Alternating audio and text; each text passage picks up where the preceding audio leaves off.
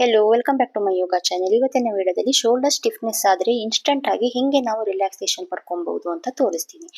ನಾವು ತುಂಬಾ ಹೊತ್ತು ಕೂತು ವರ್ಕ್ ಮಾಡೋದ್ರಿಂದ ಅಥವಾ ತುಂಬಾ ಹೊತ್ತು ನಿಂತು ಸ್ವಲ್ಪ ತಲೆ ಬಗ್ಗೆ ನಾವು ಕೆಲಸ ಮಾಡ್ತಿರ್ತೀವಿ, ಅಂದ್ರೆ ಕುಕಿಂಗ್ ಮಾಡ್ತಿರ್ತೀವಿ, ಡಿಶ್ ವಾಶ್ ಮಾಡ್ತಿರ್ತೀವಿ, ಅಥವಾ ಕೂತ್ಕೊಂಡು ಲ್ಯಾಪ್ಟಾಪ್ ಅಲ್ಲಿ ಏನೋ ವರ್ಕ್ ಮಾಡ್ತಿರ್ತೀವಿ.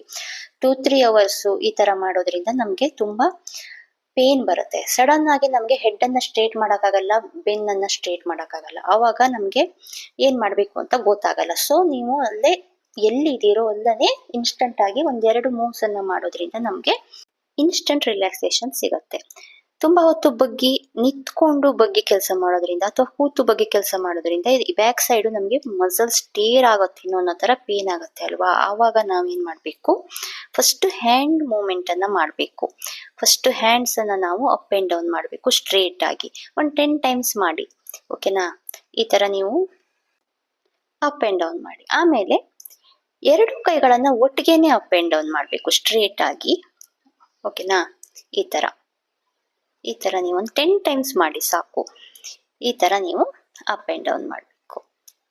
ಈ ತರ ಮಾಡ್ತಿದ್ದಾವಾಗ್ಲೇ ನಿಮ್ಗೆ ರಿಲ್ಯಾಕ್ಸೇಷನ್ ಸಿಕ್ಕಿರತ್ತೆ. ಸೊ ನೆಕ್ಸ್ಟ್ ಈ ತರ ಇಂಟರ್ಲಾಕ್ ಮಾಡ್ಕೊಳ್ಳಿ ಫಿಂಗರ್ಸ್ ಅನ್ನ ಬ್ಯಾಕ್ ಸೈಡ್.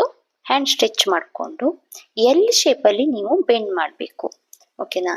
ಎಲ್ ಶೇಪ್ ಅಲ್ಲಿ ಬೆಂಡ್ ಮಾಡಿ ಚಿನ್ ಅನ್ನ ಸ್ವಲ್ಪ ಅಪ್ ಮಾಡ್ಬೇಕು, ಚಿನ್ ಅನ್ನ ಡೌನ್ ಮಾಡಬಾರ್ದು, ಚಿನ್ ಅಪ್ ಮಾಡ್ಕೊಳ್ಬೇಕು. ಎಲ್ ಶೇಪ್ ಅಲ್ಲಿ ಇದ್ದಾವಾಗ್ಲೇನೆ ಎಲ್ ಶೇಪ್ ಅಲ್ಲಿ ಬೆಂಡ್ ಆಗಿ ಚಿನ್ ಅಪ್ ಮಾಡಿ ಹಿಂದ್ಗಡೆ ಕೈಯನ್ನ ಸ್ಟ್ರೆಚ್ ಮಾಡೋದ್ರಿಂದ ಬ್ಯಾಕ್ ಸೈಡ್ ಏನ್ ಸ್ಟಿಫ್ನೆಸ್ ಇದೆಯೋ, ಪೇನ್ ಆಗ್ತಿದೆಯೋ, ಟೇರ್ ಆಗತ್ತೆ ಅನ್ನೋ ಫೀಲಿಂಗ್ ಆಗ್ತಿದೆಯೋ ಅದು ಇಮಿಡಿಯೇಟ್ ಆಗಿ ನಿಮ್ಗೆ ಹೋಗ್ಬಿಡತ್ತೆ. 10 ಕೌಂಟ್ ಇಲ್ಲಿ ಸ್ಟೇ ಮಾಡಿ.